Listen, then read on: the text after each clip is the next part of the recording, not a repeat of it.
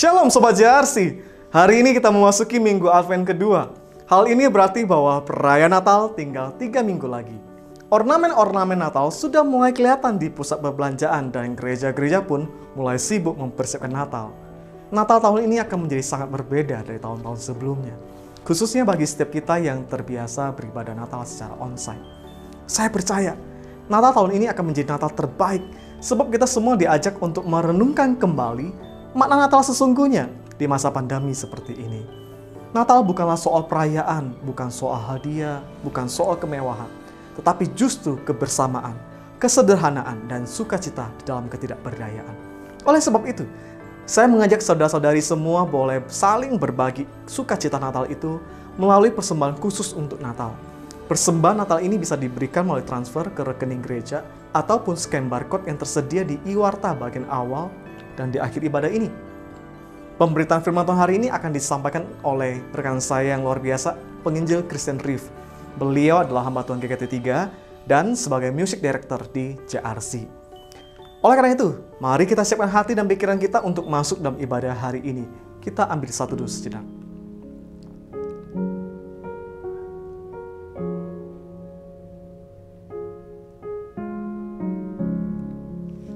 Dengan iman kita mengakui bahwa pertolongan kita datangnya dari Tuhan yang menjadikan langit dan bumi. Dan kiranya kasih karunia dari Allah Bapa, Allah Anak, dan Allah Roh Kudus menyertai ibadah ini dari awal hingga berakhir. Yesus berkata, tidak ada kasih yang lebih besar dari kasih seorang yang memberikan nyawanya untuk sahabat-sahabatnya. Kamu adalah sahabatku, jikalau kamu berbuat apa yang kuperintahkan kepadamu. Mari pada saat ini bersama dengan seluruh orang percaya dan gereja sepanjang masa dan sepanjang abad, kita ikrarkan iman kita seturut dengan pengakuan iman rasuli yang berbunyi demikian. Aku percaya kepada Allah, Bapa yang Maha Kuasa, Khalik langit dan bumi, dan kepada Yesus Kristus, Anak yang tunggal Tuhan kita, yang dikandung dari Roh Kudus, lahir dari anak darah Maria, yang menderita sengsara di bawah pemerintahan Pontius Pilatus, disalibkan, mati, dan dikuburkan, turun ke dalam kerajaan maut.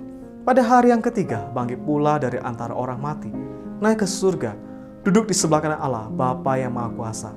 Dan dari sana ia akan datang untuk menghakimi orang hidup dan yang mati. Aku percaya kepada Roh Kudus, gereja yang kudus dan am, persekutuan orang kudus, pengampunan dosa, kebangkitan tubuh, dan hidup yang kekal. Amin.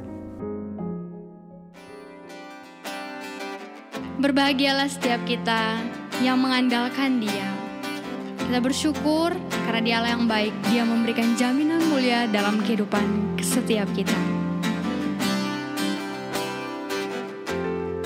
Ku berbahagia, yakin teguh, Yesus sabari kepunyaanku.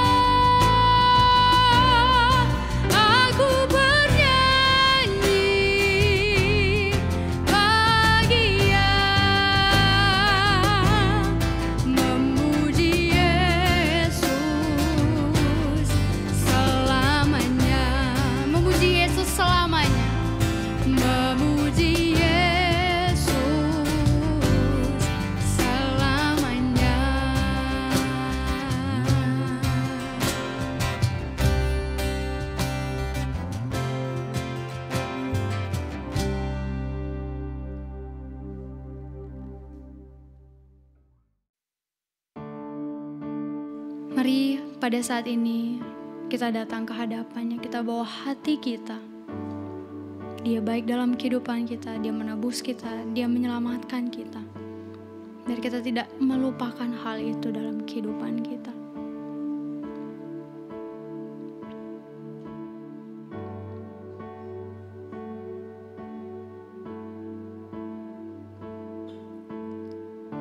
You are the word at the beginning, when we got the Lord Most High.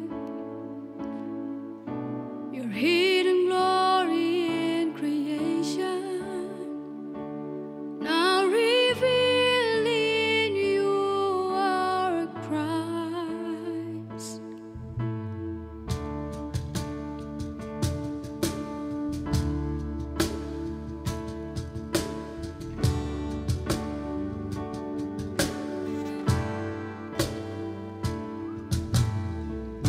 You didn't want heaven without us, so Jesus, you brought heaven down. My sin was great, your love was greater. What could separate us now? What a beautiful name it is. What a beautiful name it is. The name of Jesus Christ, my King. What a beautiful name it is. Nothing compares to this. What a beautiful name it is. The name of Jesus.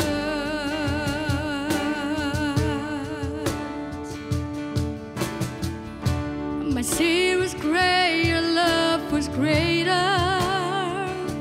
What could separate us now? My sin was great. My sin was great, your love was greater. What could separate us now? What a wonderful name it is. What a wonderful name it is. The name of Jesus Christ, my King. What a wonderful name it is. Nothing compares to this. What a wonderful name it is. The name of Jesus. What a wonderful name it is. What a wonderful name it is. The name of Jesus Christ, my King. What a wonderful name it is. Nothing compares to this. What a wonderful name it is. The name of Jesus. What a wonderful name it is. The name of Jesus. What a wonderful name it is. The name of Jesus.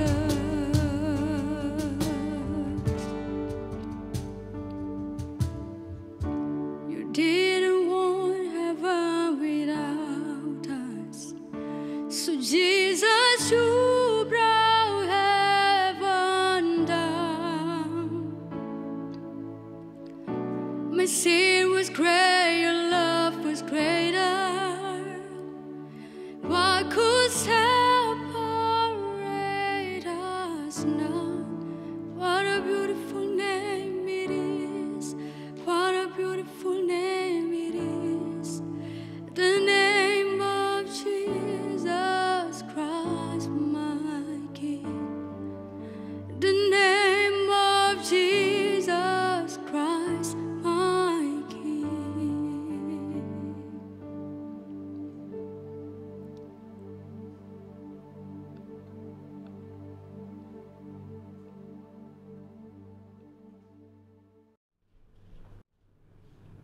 Shalom saudara, mari kita sama-sama akan mendengarkan firman Tuhan pada saat ini. Kita berdoa, kita mohon pertolongan daripada Tuhan.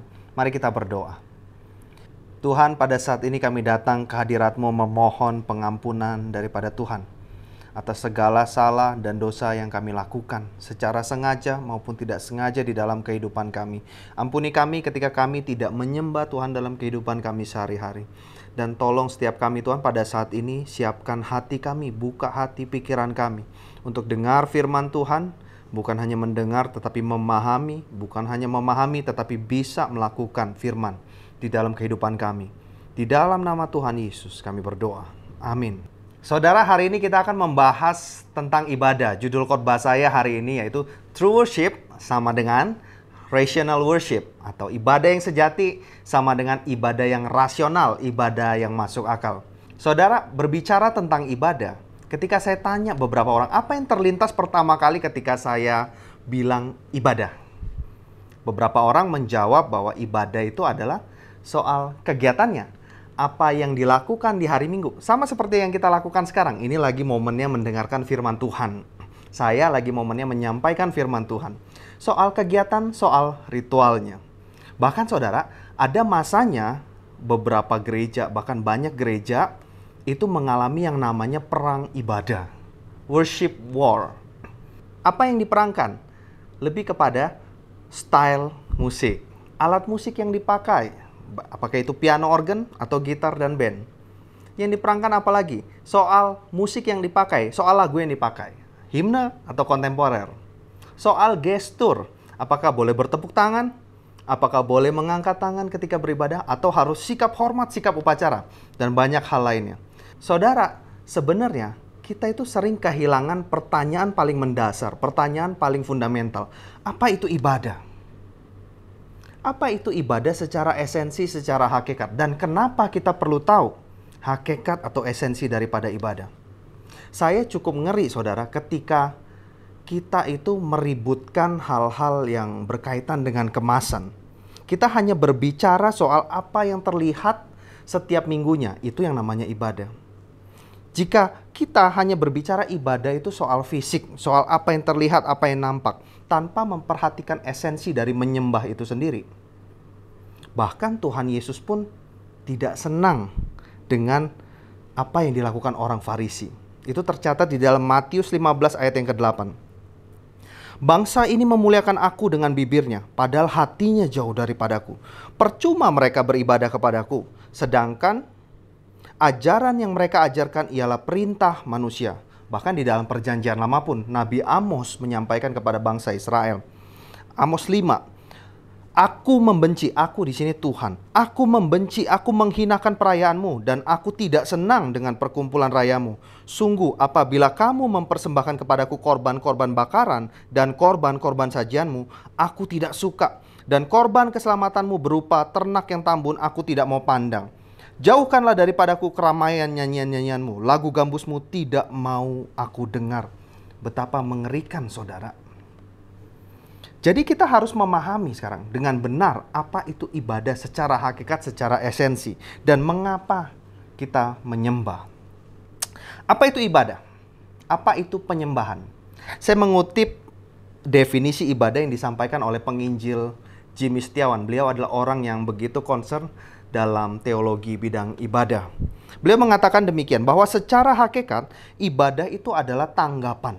Ibadah itu adalah respon kita manusia terhadap siapa Allah dan apa yang dilakukan Allah Tritunggal di dalam hidup kita. Jadi ibadah itu selalu dimulai daripada Allah. Tidak pernah ibadah dimulai dari manusia. Manusia itu hanya meresponi, hanya menanggapi karya Allah yang begitu besar, karya Allah yang begitu indah di dalam hidup setiap kita. So, ibadah atau menyembah itu didasari oleh pengenalan akan siapa Allah kita dan apa yang dilakukan Dia di dalam hidup kita. Saudara, begitu banyak ayat soal ibadah dan menyembah di dalam Alkitab. Tapi hari ini kita akan fokus pada satu ayat saja. Di dalam Roma 12 ayat yang pertama kita akan membahas satu ayat ini dengan lebih spesifik. Mari saya undang setiap kita untuk baca bersama-sama ya. Roma 12 ayat yang pertama. Karena itu, saudara-saudara, demi kemurahan Allah, Aku menasehatkan kamu supaya kamu mempersembahkan tubuhmu sebagai persembahan yang hidup, yang kudus, dan yang berkenan kepada Allah. Itu adalah ibadahmu yang sejati. Saudara, hari ini kita akan bahas khotbah ini di dalam 2 poin besar. Yang pertama yaitu mengapa, alasan kita menyembah. Yang kedua adalah apa yang kita lakukan di dalam menyembah Tuhan. Bagaimana? 2 poin besar ini yang kita bahas. Yang pertama, mengapa kita menyembah. Paulus memulai pasal 12 ini dengan frase karena itu. Karena apa? Karena 11 pasal di belakang. Ini merupakan Roma bagian kedua ayat 12-16 dan dia sudah bahas pasal 1 sampai pasal 11. Dia jelaskan secara panjang lebar tentang keselamatan. Apa yang dilakukan Allah bagi manusia. 11 pasal, saudara, nggak main-main. Secara sederhana, tanpa bermaksud terlalu menyederhanakan, Roma pasal 1 sampai 11 itu poinnya ini. Kamu itu, kita itu, diselamatkan oleh kasih karunia melalui iman di dalam Yesus Kristus. We are saved by grace through faith in Jesus Christ. Sebenarnya Roma pasal 11 ayat 36 itu paling klimaks, saudara. Roma 11 ayat 36 itu doksologi. Sebab segala sesuatu adalah dari Dia, oleh Dia, kepada Dia.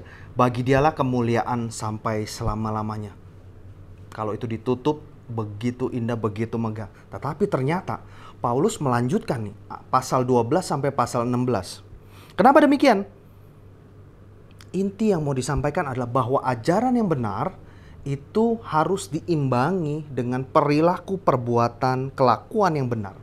Paulus panjang lebar jelasin pasal 1 sampai pasal 11 bahwa keselamatan itu anugerah dari Tuhan melalui iman di dalam Yesus Kristus. Oke, kita sudah punya pemahaman yang benar tentang anugerah.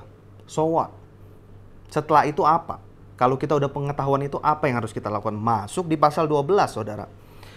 Maka sangat setuju, semua teologian setuju bahwa pasal 12 ayat 1 sampai 2 ini adalah alasan mengapa kita menyembah. Karena itu, kita memberi diri kita sepenuhnya kepada Tuhan. Karena apa yang dilakukan Tuhan. Kita sudah dibenarkan di dalam kasih karunia melalui iman di dalam Yesus Kristus saja. Jadi ibadah yang sejati, ibadah yang benar adalah bagaimana kita hidup di hadapan Allah. Saudara, kita sebagai orang Kristen, dengar kisah salib itu udah puluhan kali, ratusan kali, ribuan kali, banyak sekali. Sampai-sampai kadang-kadang kita itu terlalu menyepelekan kisah salib. Kita anggap kisah itu ya kisah biasa aja. Tiap tahun juga didramain di Jumat Agung. Bahkan di dalam Jumat Agung biasa kita suka nonton ya cuplikan film Passion of the Christ.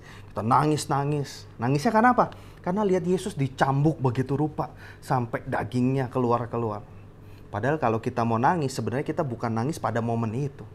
Kita seharusnya nangis pada saat Tuhan Yesus bilang, Eli, Eli, lama sabachthani.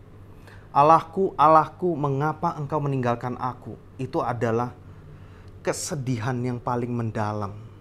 Keterpisahan dengan Allah. Yesus harus terpisah dengan Bapaknya demi manusia. Itu adalah luka yang paling dalam.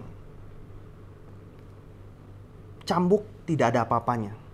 Ludah, penghinaan tidak ada apa-apanya dibandingkan dengan terpisah daripada Allah. Tetapi saudara, pengorbanan inilah yang Paulus jabarkan sebanyak 11 pasal di Roma. Bahwa kita ini manusia berdosa. Kita nggak bisa selamat, kita nggak layak untuk selamat. Tetapi Yesus mau menyelamatkan setiap kita, mau berkorban bagi setiap kita manusia yang tidak layak ini. Bahkan salah satu ayat favorit saya di dalam Roma 5, Paulus katakan demikian. Sebab tidak mudah seorang mau mati untuk orang benar. Tetapi mungkin untuk orang yang baik ada yang berani mati. Akan tetapi Allah menunjukkan kasih-Nya kepada kita oleh karena Kristus telah mati untuk kita ketika kita masih berdosa. Ayat ini tidak terlalu mudah untuk dipahami, saudara. Saya kasih gambaran yang sederhana. Ketika baca kalimat pertama, sebab tidak mudah orang mau mati untuk orang benar, itu saya langsung keingat mantan gubernur DKI Jakarta. Pernah mengalami satu kasus penistaan diduga, dan akhirnya harus masuk penjara. Saya berpikir bahwa ada sebenarnya sosok-sosok yang lebih tinggi, yang punya kekuasaan lebih tinggi, yang bisa menolong beliau, yang bisa membebaskan beliau. Tetapi ketika itu dilakukan, maka akan terjadi efek samping dan lain-lain, sehingga lebih baik seperti apa yang sudah terjadi. Itu yang kebayang di kepala saya ketika membaca ini. Tidak mudah seorang mau mati untuk orang yang benar. Tetapi mungkin untuk orang yang baik ada orang yang berani mati. Saudara, kita sudah nggak asing lagi dengan budaya timur, budaya hutang budi, budaya balas budi, saudara. Anggap saja saudara itu punya bisnis kemudian menuju kolaps ya. Menuju kolaps, utang di mana-mana, belasan M kita ngomong, utang yang banyak, wis tinggal tunggu pilot. Ternyata ada seorang teman yang menolong kita. Memberikan pinjaman, dana segar, dan tidak perlu bunga, saudara. Wah, itu udah karunia yang luar biasa. Tidak beri bunga, terus dia bilang, bayar semampu kamu, bayar sebisa kamu tanpa ada jangka waktu. Waduh saudara, ketika itu yang terjadi, kita alami, maka itu akan menjadi utang budi yang begitu besar yang kita alami. Sehingga ketika nanti teman kita yang minjamin duit ada apa-apa, saya pikir sih kita pasti akan berani fight untuk dia. Bahkan tanda kutip ya, sampai kita rela berkorban. Mau mati bagi orang yang baik, itu lebih mudah. Tetapi saudara, apa yang Yesus lakukan? Yang Yesus lakukan, dia bukan mati untuk orang baik. Dia bukan mati untuk orang benar. Dia mati untuk orang berdosa, orang-orang brengsek. Seperti kita. Saudara, ada satu film pendek yang pernah saya nonton. Jadi film ini berkisah tentang seorang petugas pengangkat jembatan. Ya. Jadi ada jembatan yang menghubungkan antara satu pulau dengan pulau lainnya. Jembatan itu untuk dilewati kereta api. Nah, ketika kereta belum lewat, jembatan itu harus diangkat. Kenapa? Karena kapal itu harus lewat di tengah-tengah lautnya. Tetapi ketika kereta mau lewat, jembatan itu harus turunkan. Nah, tugas dia adalah turunin, naikin jembatan. Satu kali saudara, dia membawa anaknya untuk bekerja. Ya, ketika bertugas diajak anaknya dan tidak tahu kenapa, entah meleng atau apa, anaknya itu bermain di luar. Bermain di luar, jatuhlah anaknya itu ke dalam satu lubang tempat jembatan itu turun. Artinya kalau jembatan itu diturunkan, anak ini kejepit mati. Nah, kereta pada saat itu waktunya untuk lewat. Bergumul begitu rupa sang bapak. Kalau dia pilih selamatin anaknya nggak nutut. Nggak akan keburu. Pasti kereta lewat dan korban banyak sekali. Kereta akan kecelakaan besar. Pergumulan itu akhirnya sang bapak pilih tarik tuas sehingga jembatan itu harus turun. Sambil tarik tuas dia sambil menangis, sambil menjerit. Ketika dia tarik tuas, di dalam scene itu dibikin slow motion dengan musik yang dramatis. Dan dia kemudian berlari, saudara. Berlari menggapai anaknya, mencoba melihat di sana. Akhirnya dia berlutut di situ sambil menangis, sambil teriak ketika kereta itu lewat. Adegannya masih slow motion, saudara. Di gerbong itu digambarkan begitu banyak orang yang rusak, orang narkoba, orang yang affair, orang yang nakal. Bapak itu melihat ke dalam kereta sambil menangis, sambil berteriak. Tetapi orang yang di dalam kereta melihat dengan aneh kepada bapak itu. Kenapa bapak ini berlutut menangis? Orang-orang yang di dalam kereta itu ya kita itu, Bapak Ibu. Mungkin kisah ini cuma sekedar film, tetapi saya percaya bahwa apa yang dilakukan Yesus lebih besar daripada pengorbanan sang Bapak itu. Saudara yang terkasih di dalam Tuhan, sedih sekali ketika kita itu sering sekali mendebatkan soal salib. Apakah harus ada di dalam gereja? Harus kelihatan atau gak apa-apa gak kelihatan? Tapi kita lupa memaknai salib di dalam kehidupan kita sehari-hari. Kita lebih pilih mau melihat salib daripada memikul salib.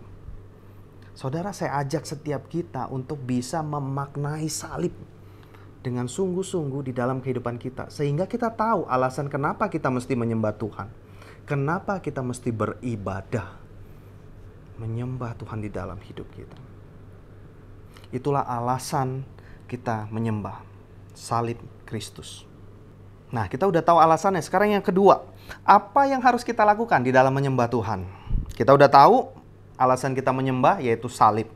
Dan sekarang kita akan melihat bagaimana kita menyembah. Apa yang harus kita lakukan di dalam menyembah Tuhan, di dalam beribadah. Roma 12 ayat 1, karena itu saudara-saudara, demi kemurahan Allah, aku menasihatkan kamu supaya kamu mempersembahkan tubuhmu sebagai persembahan yang hidup, yang kudus, dan yang berkenan kepada Allah. Itu adalah ibadahmu yang sejati. Saudara, ketika mendengar ini, ibadah yang sejati adalah mempersembahkan tubuh. Kesannya barbar sekali ya. Tetapi Paulus menulis ini untuk konteks jemaat di Roma. Di dalam dunia kuno, baik di PL atau PB, saudara. Ibadah itu mereka ya semua pahami bahwa ibadah itu identik dengan persembahan. Ibadah itu identik dengan pengorbanan. Ada sesuatu yang dikorbankan. Orang kuno itu sangat terobsesi dengan yang namanya pengorbanan. Mereka memberikan ternak yang terbaik untuk dipersembahkan. Bahkan ada yang lebih barbar lagi, mempersembahkan manusia kepada dewa-dewa mereka. Karena itulah poin utama dari ibadah, dari menyembah yang mereka pahami, saudara. Yang populer dari pengorbanan di dalam dunia keagamaan kuno itu adalah soal manipulasi, soal pemanfaatan. Ketika kita memberikan persembahan, orang-orang itu pikir ya, ketika memberikan persembahan mereka itu bisa sogok dewanya, mereka bisa sogok Tuhannya dengan tujuan tertentu. Jadi saya persembahkan korban, atau untuk menghindari malapetaka tertentu saya mempersembahkan korban. Dan itu juga banyak yang terjadi di kalangan kita sekarang, saudara. Mempersembahkan beribadah supaya, bukan beribadah menyembah karena. Nah, itu kenapa Paulus tulis di sini nasihat praktis bagaimana seharusnya orang Kristen hidup. Orang Kristen itu hidup, ketaatan orang percaya, ibadahnya orang percaya itu adalah grace based. Berdasarkan kasih karunia, bukan fear based, bukan berdasarkan ketakutan. Ada yang bahaya ketika kita beribadah, ketika kita menyembah itu didasarkan pada ketakutan. Kenapa? Karena fear based worship itu akan membuat kita lelah. Mungkin kita excited di awal, kita bisa taati, lakukan ini, lakukan itu. Tetapi ujung-ujungnya kita sadar bahwa kita itu nggak mampu taat sama Tuhan. Dan fear-based worship menekankan ego yang berlebihan. Ketika saya taat, ketika saya mampu menyembah Tuhan itu karena saya bisa. Dan ketika saya tidak mampu taat, mungkin orang lain yang salah, menyalahkan orang, playing victim, dan sebagainya, saudara. Itulah maka kenapa kita menyembah Tuhan harus didasarkan oleh kasih karunia. Seperti yang kita bahas di awal, mengapa kita menyembah. Sekarang kita masuk ke dalam apa maksudnya persembahan, mempersembahkan tubuh sebagai persembahan yang hidup. Itu adalah ngomong soal totalitas, saudara. Di dalam konsep Yunani, konsep Romawi, itu tubuh dan jiwa dipisah. Tubuh itu jahat, jiwa itu baik. Tetapi Paulus ingin meluruskan di sini kepada jemaat Tuhan bahwa tubuh dan jiwa tidak terpisah. Itu jadi satu, utuh seluruhnya. Dan kita kalau ngomong soal totalitas, orang-orang itu memberikan persembahan selalu yang terbaik. Ternak yang paling bagus, tidak bercacat, tidak bercela. Karena itu apa? Itu mahal. Dan itu menunjukkan kesungguhan ketika kita mempersembahkan kepada Tuhan. Penebusan yang mahal. Artinya total, terbaik. Dan itu semua Tuhan Yesus sudah bayar satu kali di atas kayu salib. Penebusan yang sempurna tersebut telah dilakukan oleh Yesus Kristus. Oleh sebab itu, menyembah Tuhan adalah mempersembahkan tubuh sebagai persembahan yang hidup. Seluruh hidup kita kasih kepada Tuhan. Maka itu akan cocok dengan tujuan hidup kita sebagai orang percaya yang udah kita bahas beberapa pekan yang lalu. Yaitu apa?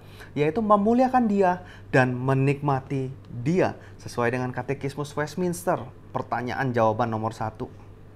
Bahkan di Katekismus Heidelberg sendiri mengatakan pertanyaan jawaban nomor 1. Apa penghiburanmu?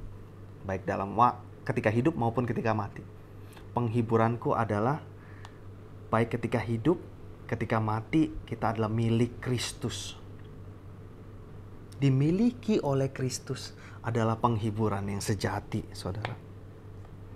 Makanya Paulus bilang di dalam Filipi 1 ayat 21, karena bagiku hidup adalah Kristus, mati adalah keuntungan. Kalau aku hidup, aku melayani Dia dengan total. Kalau aku mati, aku bertemu dengan Dia. Mempersembahkan secara total seluruh hidup kita buat Tuhan, itu adalah ibadah yang sejati. Kesannya abstrak ya saudara. Apa bukti nyata dari mempersembahkan tubuh sebagai persembahan yang hidup? Simple. Definisinya simple. Tetapi prakteknya susah. Definisinya gini Bapak Ibu. Secara aktif, kita itu bersedia untuk taat kepada Tuhan di dalam segala aspek hidup kita. Secara pasif, kita bersyukur selalu atas apa yang Tuhan lakukan dalam hidup kita di dalam segala aspeknya. Gampang definisinya. Secara aktif, kita taat dalam segala aspek hidup kita. Secara pasif, kita bersyukur selalu dalam segala aspek hidup kita. Tapi melakukannya nggak gampang. Tapi saya percaya Tuhan mampukan kita untuk bisa melakukan itu, saudara. Mempersembahkan tubuh sebagai persembahan yang hidup. Yang kedua, yang kudus. Apa maksudnya yang kudus? Yang kudus artinya dipisahkan. Dipisahkan untuk Allah dan juga dipisahkan dari dunia. Kalau di ayat 2 kita baca, Paulus tulis bahwa jangan jadi serupa dengan dunia, tetapi berubahlah oleh pembaruan budimu. Kita dipisahkan dari dunia dan kita dipisahkan untuk Allah. Kita nggak bisa kita ngomong kita mempersembahkan seluruh hidup, tetapi kehidupan kita masih serupa dengan dunia, masih tercemar dengan hal-hal duniawi. Karena secara status, saudara, kita adalah orang-orang yang telah dikuduskan oleh Allah. Di dalam Roma 1 ayat yang ke-7. Tuhan telah panggil kita, Tuhan telah jadikan kita kudus. Apa yang perlu kita lakukan? Tinggal di dalam kekudusan itu. Apa maksudnya tinggal di dalam kekudusan itu? Kita bersyukur selalu. Kita bisa kudus adalah karena Tuhan, bukan karena kita. Tinggal di dalam kekudusan, maksudnya kita bisa hidup kudus adalah karena Tuhan. Bukan karena kita, bukan karena usaha kita. Tapi karena Tuhan yang memampukan kita untuk hidup kudus. Syukuri itu, rayakan itu, dan buktikan bahwa kita ini telah dikuduskan melalui perilaku kita di dalam hidup. Mempersembahkan tubuh sebagai persembahan yang hidup dan yang kudus. Maka itu akan berkenan kepada Allah. Itu ibadah yang sejati. Dan terakhir ditutup oleh Paulus bahwa itu adalah ibadahmu yang sejati. NIV menerjemahkan, this is your true and proper worship. Dalam bahasa aslinya saudara, ini menarik sekali. Dituliskan bahwa ibadah yang sejati adalah ibadah yang rasional, logikos, yang masuk akal. Jadi apa itu ibadah yang rasional ya? Mari kita simpulkan dari semua apa yang kita bahas tadi. 1. Salib Kristus merupakan alasan ultimat kenapa kita menyembah Tuhan. Satu-satunya alasan. Salib Kristus, pengorbanan Kristus di kayu salib. Kedua, satu-satunya respon yang paling masuk akal, respon yang paling rasional atas apa yang Tuhan sudah lakukan, yaitu mempersembahkan hidup kita secara total kepada Tuhan. Dan yang ketiga, apapun yang bukan total yang kita kasih buat Tuhan, maka itu adalah irasional. Kita nggak masuk akal. Tim Keller di dalam Romans for You dia tulis begini. Once you have a good view of God's mercy, anything less than a total, complete sacrifice of yourself to God is completely irrational. Apapun yang bukan total yang kita kasih buat Tuhan, itu adalah ibadah yang nggak masuk akal, ibadah yang irasional. Kalau kita punya pemahaman yang benar tentang anugerah, apa itu anugerah? Artinya entah kita belum memahami atau kita nggak masuk akal. Kita nggak tahu diri. Jadi saudara, true worship atau rational worship is the way we live. Bagaimana cara kita hidup. Ibadah bukan sekedar apa yang kita lakukan, kegiatan yang kita lakukan di hari Minggu saja. Kita menyembah Tuhan dengan memberikan hidup kita sebagai persembahan yang hidup bagi Tuhan setiap hari, setiap jam, setiap menit. Kita menyembah Tuhan dalam hal yang paling sepele dalam hidup kita. Ketika kita makan, kita mengucap syukur, itu sama dengan menyembah Tuhan. Ketika kita menghormati Tuhan di dalam setiap percakapan kita, itu sama dengan menyembah Tuhan. Ketika kita masih bisa berolahraga secara rutin, kita jaga tubuh yang Tuhan sudah kasih, itu sama dengan menyembah Tuhan. Sebagai karyawan, sebagai pegawai, kita kasih yang terbaik buat perusahaan kita. Baik ada bos maupun tidak ada bos, itu sama dengan menyembah Tuhan. Sebagai atasan, sebagai leader, kita memperhatikan karyawan, kita kasih yang layak buat karyawan kita, itu sama dengan menyembah Tuhan. Itulah ibadah yang sejati, saudara. Mempersembahkan hidup secara total bagi Tuhan. Di dalam panggilan yang spesifik terhadap setiap kita. Jangan pernah, saudara, memisahkan kehidupan kita di luar dan di dalam gereja. Karena kita orang-orang yang sudah ditebus oleh Tuhan melalui karya salib itu. Kita seharusnya menyembah Tuhan dimanapun kita berada. Bukan cuma di gereja, tapi dalam kehidupan kita, dalam hal-hal yang paling sepele. Di dalam kehidupan kita, itu adalah ibadah. Itu adalah ibadah yang sejati. Apakah ini muluk-muluk? Ya. Kalau konsep kita soal ibadah adalah merayakan keberhasilan kita. Ketika kita bisa mentaati Dia. Ini tidak akan muluk-muluk ketika konsep kita tentang ibadah atau menyembah adalah respon terhadap siapa Allah dan apa yang dilakukan bagi setiap kita, orang-orang yang telah ditebusnya. Saudara, pertanyaan terakhir buat setiap kita sebelum kita tutup di dalam doa. Apakah selama ini kita sudah menyembah Tuhan? Renungkan pertanyaan ini. Gumulkan di dalam hati. Mari kita berdoa, saudara.